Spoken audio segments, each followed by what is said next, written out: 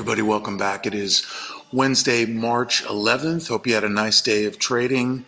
I had a good day, went long on IWM and Intel.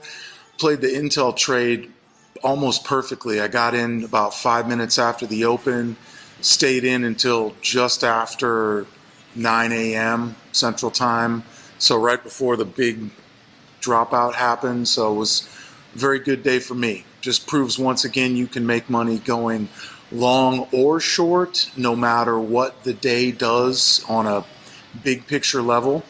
But let's get right into the news. So markets just wrapped up recently, and we've got a bit of a split verdict. And the war in the Persian Gulf is still calling the shots, unfortunately.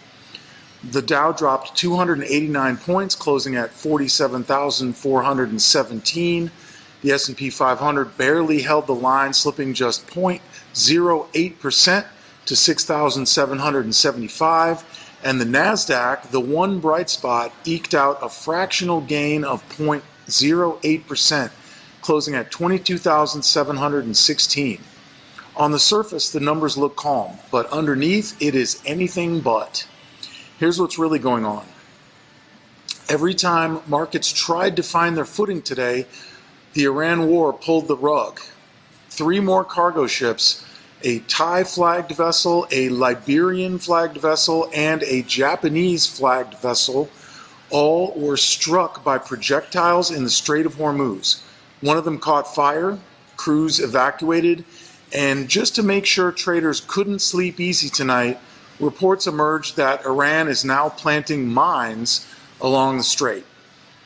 This is not a one-day headline. It's a choke point being slowly strangled, and over 20% of the world's oil supply flows through that corridor every single day. As expected, oil felt the pressure immediately. WTI crude surged over 4% to roughly $87 a barrel. Brent hit $92. And remember, just a few days ago, this thing was flirting with $120 on panic buying before pulling back.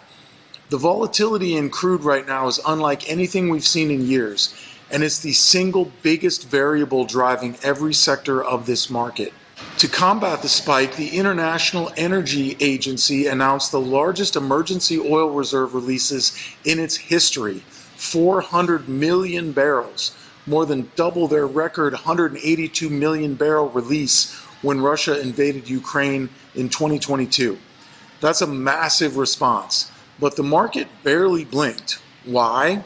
Because traders are forward-looking and they know this doesn't end the war. It just buys time.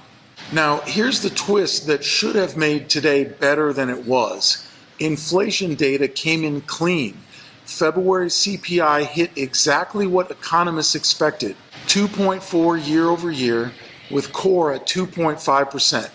No surprises. Under normal circumstances, that's a green light print for equities, but strategists are calling this report the calm before the storm. The February data was collected before the oil shock hit.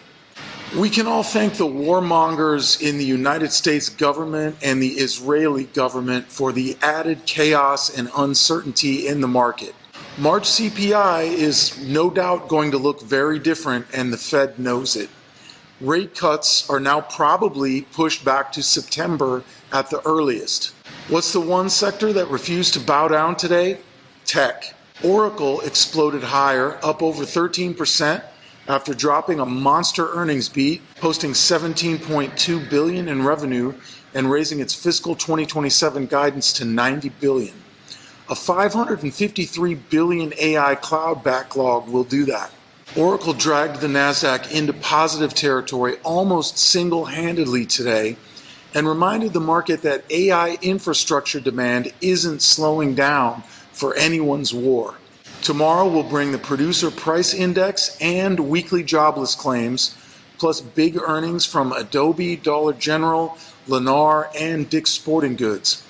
But let's be real here. All eyes are still on the Strait of Hormuz. And as long as that waterway stays hot, this market stays on edge. So for the rest of the week, I would advise everyone to stay locked in and keep your head on a swivel. This is definitely a market where you can make money going long or short, and you can take advantage of the added volatility as long as you're ready to pull the trigger quickly with your ins and your outs. So that's it for today. Till tomorrow, have a nice evening. See you back here tomorrow afternoon. Bye-bye.